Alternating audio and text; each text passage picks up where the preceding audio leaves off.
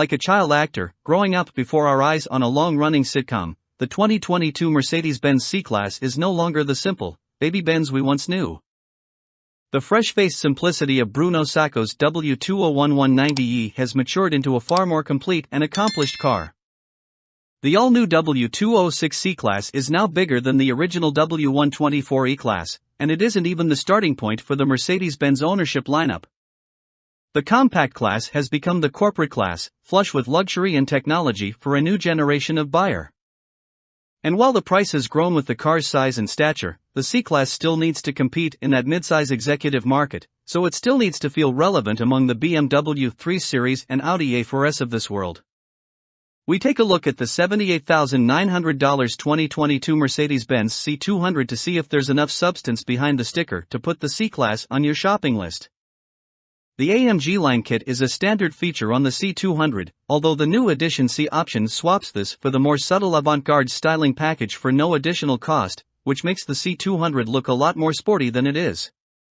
Frankly, this is what everyone seems to want, so it makes far more sense to have this as part of the base configuration. Our test car is selenite gray, which looks smart, if not a little conservative. The new C-Class is a very smart-looking machine, and another example of where you're not sure which Mercedes is it when you see it from a distance. A highlight is the Amg Grille, which is made up of tiny 3-point stars. Bigger than the previous generation C-Class, the W206 is actually bigger than the W124 E-Class and has a longer wheelbase than a W210 E-Class. If you want to see where the extra spend goes on the 2022 Mercedes-Benz C-Class, the cabin is a great place to start. The modern design blends well with the array of technology implemented around you. From subtle LED lighting within the air vents to flowing dashboard panels, and of course the pair of screens, there is no question that this is the new C-Class.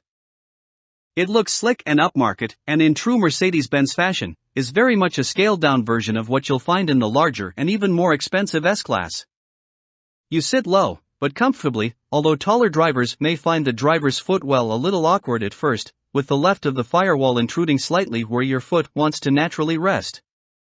Storage is good, with a slick hideaway cover offering a deeper cavity than on the previous W205 generation, allowing your phone to sit out of distracting view while still allowing the cover to be closed. There's a pair of USB ports and even more storage in the central armrest. Rear passenger space isn't bad either, with the new car seeing an additional 25mm between the wheels and 105mm extra overall length, which affords a little more knee and legroom for those in the back. The twin sunroof panels offer a scallop in the roofline, which again translates into a bit more headroom. While there is an armrest with cup holders and a bit of a janky phone holder, there are no rear USB ports, which we feel is a bit of an oversight.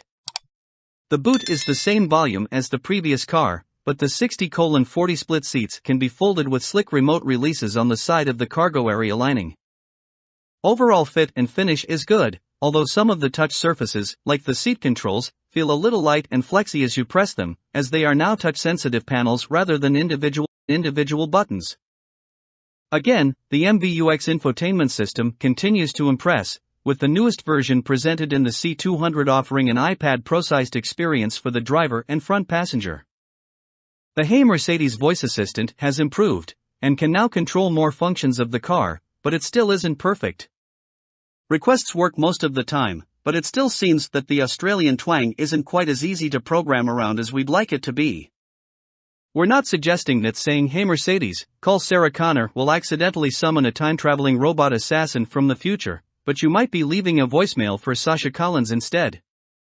You don't need to talk to the car though, as you can interact with the screen by touch or by using the thumb swipe controls on the steering wheel. There's so much depth to the system, with a very high level of considered user design, that it basically leaves every other automotive infotainment system in the dust.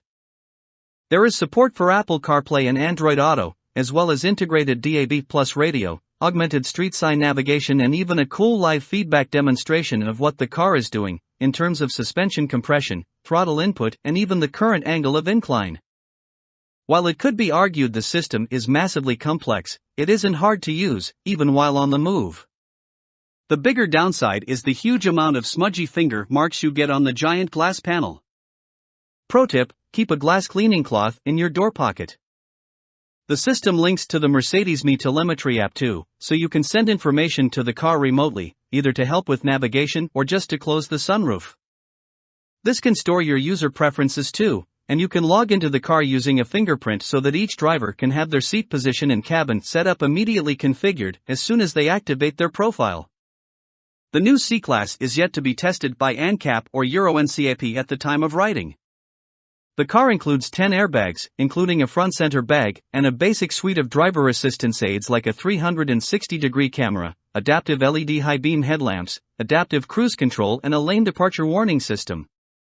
It doesn't have the more advanced blind spot intervention or lane keeping systems that you'll find on the C300, nor is there an option to add them in. I'll be honest, you don't really need the additional kit, but it would be nice to be able to tick the box if the extra driving aids are something you feel you would use.